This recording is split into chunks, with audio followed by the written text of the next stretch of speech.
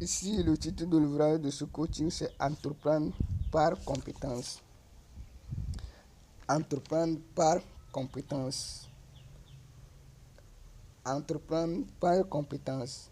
Introduction. Il n'est pas du tout facile de créer une entreprise car une entreprise demande plusieurs choses.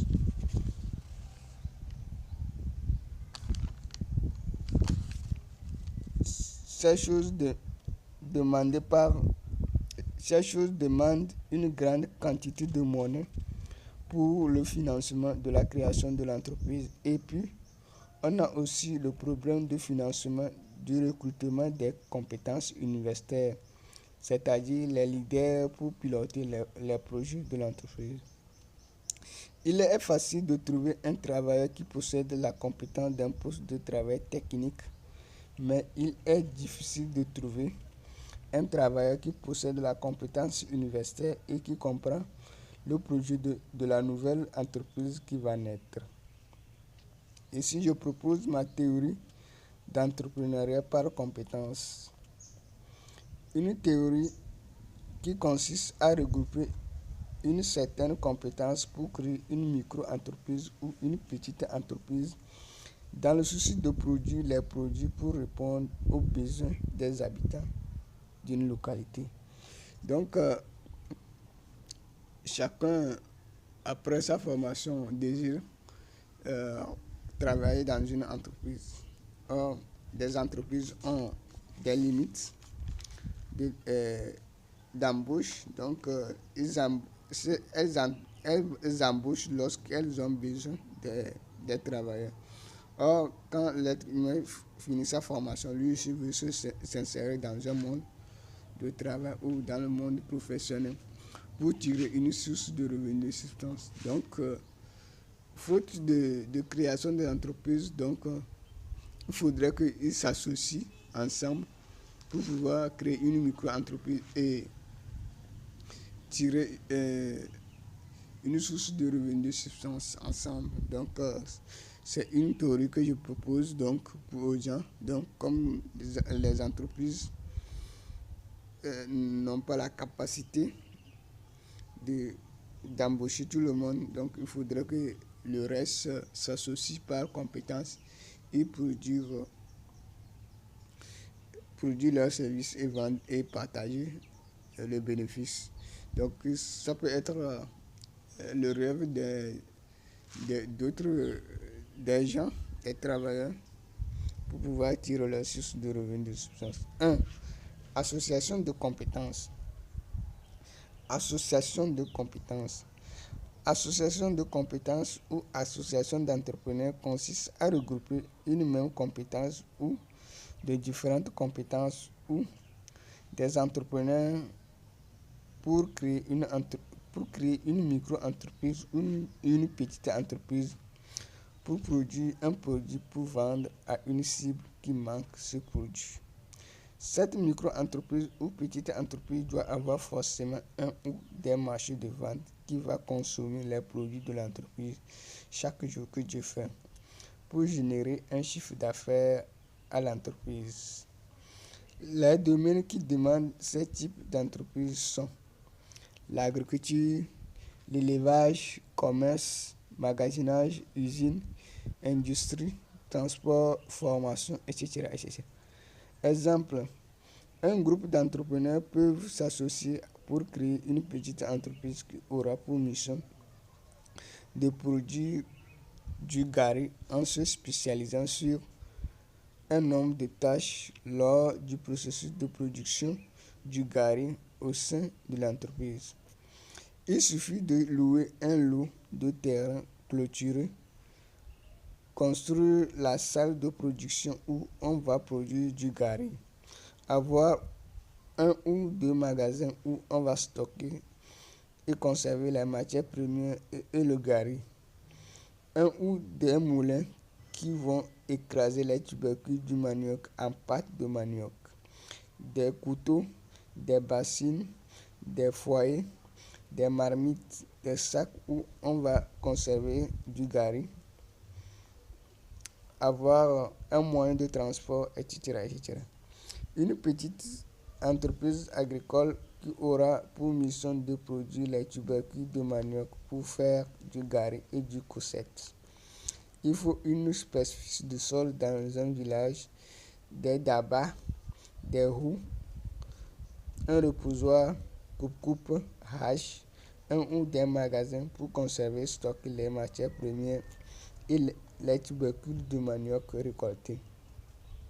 Machine à pulvériser, un forage, etc., etc., etc.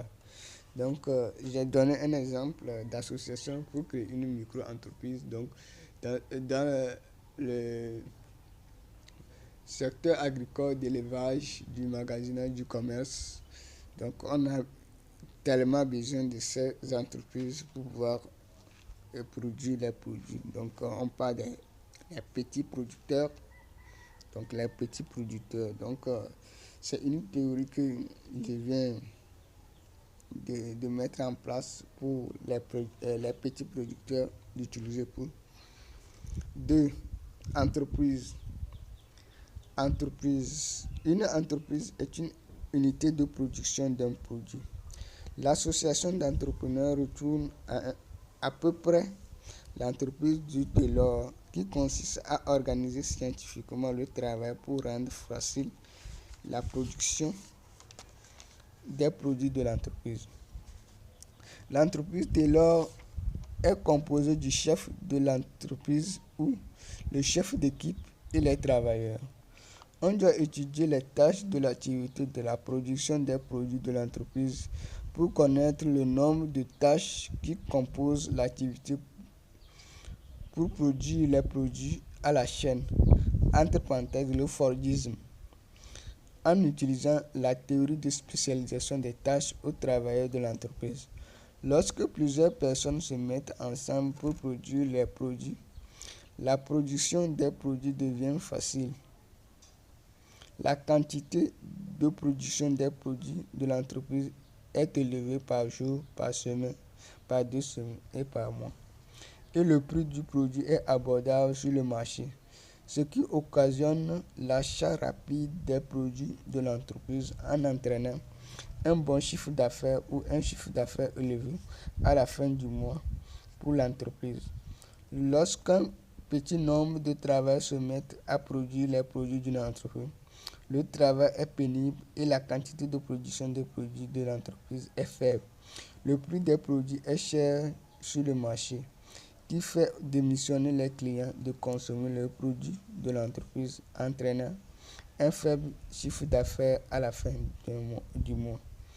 Aujourd'hui, on voit que les moyennes entreprises et les grandes entreprises vendent leurs produits à un prix abordable à leurs clients. Les gens diront qu'elles ont l'argent ou les moyens. C'est faux.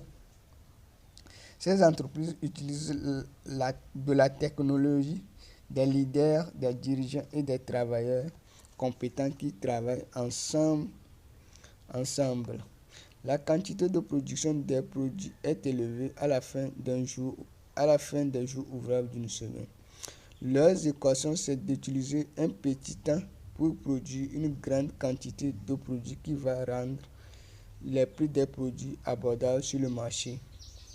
Par exemple, au village, l'agriculteur qui a plus de travailleurs produit par jour une grande quantité de travail qui le rend riche, alors que l'agriculteur qui n'a pas assez de travail produit par jour une petite quantité de travail qui baisse son rendement.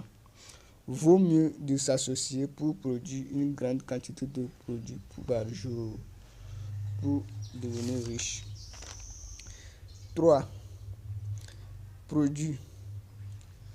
Le produit est la mission d'une entreprise qu'elle mène chaque jour que Dieu fait. L'association des entrepreneurs doit avoir un produit qui manque aux habitants d'une localité donnée. L'entreprise doit produire les produits normaux et des produits de qualité. Les produits normaux sont achetés par les pauvres et les moyens. Et les produits de qualité sont achetés par des riches, des habitants d'une localité. L'entreprise doit augmenter la quantité de production des produits normaux et une petite quantité de produits de qualité de l'entreprise. Car sur le marché de vente, les pauvres et les moyens sont les plus nombreux que les riches, sont plus nombreux que les riches. Soit utiliser le jeu de visage du marché de vente. Cette théorie consiste à suivre les demandes des clients des deux classes de l'entreprise pour régler la quantité de production des produits de l'entreprise pour adapter aux réalités du marché de vente qui consomme ces produits. Donc, chercher à connaître le goût ou le pourcentage du marché. Donc, c'est suivre le marché. Donc, le pourcentage qui achète le produit qu'on achète le plus, c'est ça qu'on produit le plus. Donc, si c'est les produits normaux qu'on achète le plus, donc l'entreprise se met à augmenter la production là-bas. Mais si c'est les produits de qualité qu'on achète le plus, donc l'entreprise se met à augmenter la production là-bas et réduire l'autre. Mais si les deux, on achète les deux, l'entreprise se met à produire les deux ensemble. Donc il faudrait que il faudrait mettre cette. Mais naturellement, c'est les pauvres et les moyens qui consomment les produits normaux. Et les pauvres et les moyens sont les clients qui remportent la majorité des pourcentages d'un marché de vente. Donc, naturellement. Mais il y a une autre technique aussi qui consiste de suivre le marché de vente. Donc, de suivre ce que le marché de vente dit. C'est ça que l'entrepreneur, donc, il doit produire en tenant compte du marché de vente. 4. Chiffre d'affaires. Le chiffre d'affaires est la quantité de monnaie qui entre dans une entreprise par jour, par semaine, par 2 semaines et par mois, découlant de la vente des produits de l'entreprise par jour, par semaine, par 2 semaines et par mois. Le but de chaque entrepreneur, c'est de vendre une grande quantité de produits de sa production par jour, par semaine, par 2 semaines et par mois pour avoir un bon chiffre d'affaires ou un chiffre d'affaires élevé à la fin d'un jour, d'une semaine, de 2 semaines et d'un mois. Pour le faire, l'entrepreneur a pour tâche de trouver un ou des marchés de vente qui va consommer ces produits chaque jour que Dieu fait. Ce chiffre d'affaires est composé du coût de production des produits plus le bénéfice. Le coût de production des produits égale à la quantité de monnaie dépensée pour l'achat des matières premières plus frais de location du siège de l'entreprise, plus la quantité de monnaie dépensée pour payer les salaires des travailleurs de l'entreprise. Le bénéfice est la quantité de monnaie que l'entrepreneur gagne sur chaque service rendu aux clients de l'entreprise.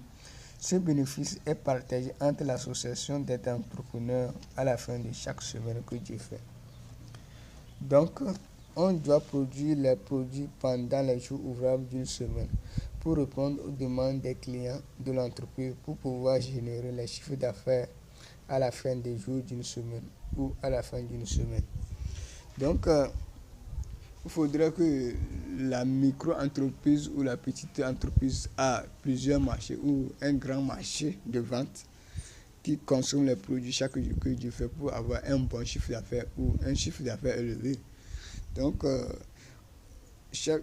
le chiffre d'affaires, on doit payer les dettes du fournisseur ou des fournisseurs, les dettes des travailleurs, payer les salaires des travailleurs et le bénéfice est partagé entre l'association des entrepreneurs. Donc, c'est ça qui constitue leur salaire, leur source de revenus de substance.